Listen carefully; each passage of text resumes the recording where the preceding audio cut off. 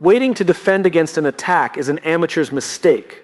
The moment you react to criticism, you validate the opponent's frame. Master strategists do not wait to be challenged. They poison the attack before it leaves the opponent's lips. Pre-emptive inoculation is the ultimate discipline of anticipatory narrative control.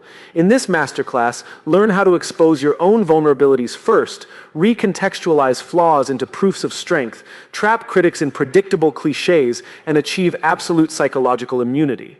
Inoculation theory and persuasion psychology demonstrates that introducing a weakened form of a counter-argument builds immunity against future persuasion attempts.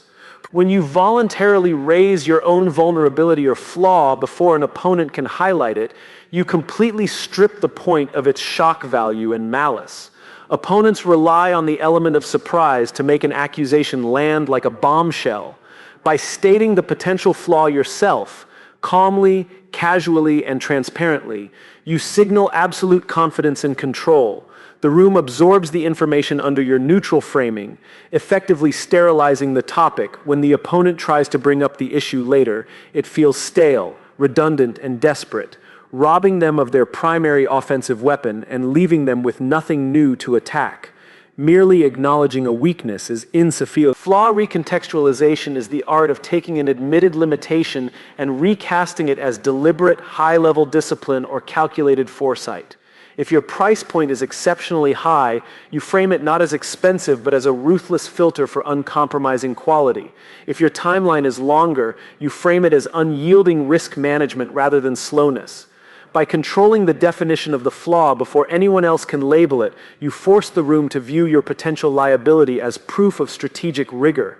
The opponent is left trying to argue against a feature that you have already established as an undeniable mark of excellence.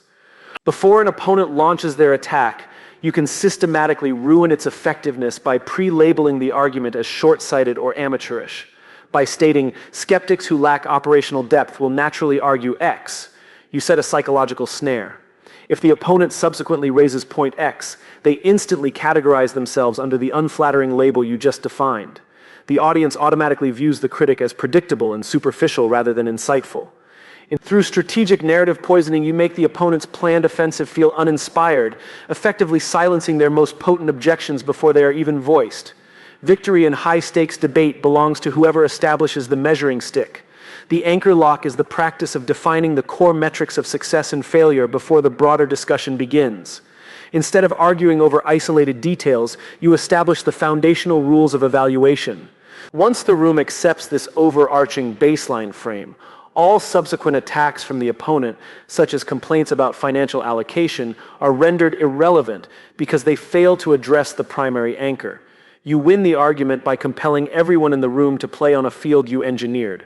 Opponents frequently rely on standardized, off-the-shelf objections drawn from conventional playbooks. The cliché trap systematically lists these predictable counter-arguments and dismantles them as outdated thinking before the opponent gets the opportunity to present them. You say, we are all familiar with the standard textbook objections, A, B, and C, which completely fail to account for modern operational reality. If the opponent proceeds to use those exact arguments, they appear unoriginal, robotic, and incapable of dynamic thought, causing their prepared points to land with zero impact. The highest level of preemptive inoculation is constructing an intellectual position where any attack directed at you inadvertently reinforces your original thesis. The Unassailable shield is built by integrating all potential counter-perspectives directly into the foundational design of your strategy.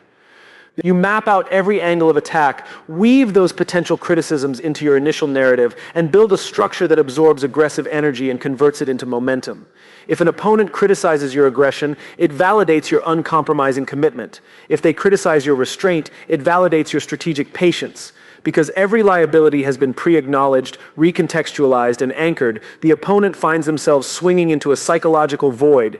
Any attempt to undermine your position only serves to highlight the extraordinary foresight and preparation you demonstrated from the start. The room perceives you as an all-seeing strategist who has outthought every variable and anticipated every outcome. You remain completely untouched, commanding absolute narrative authority, while leaving your opponents with no remaining strategic ground to stand on.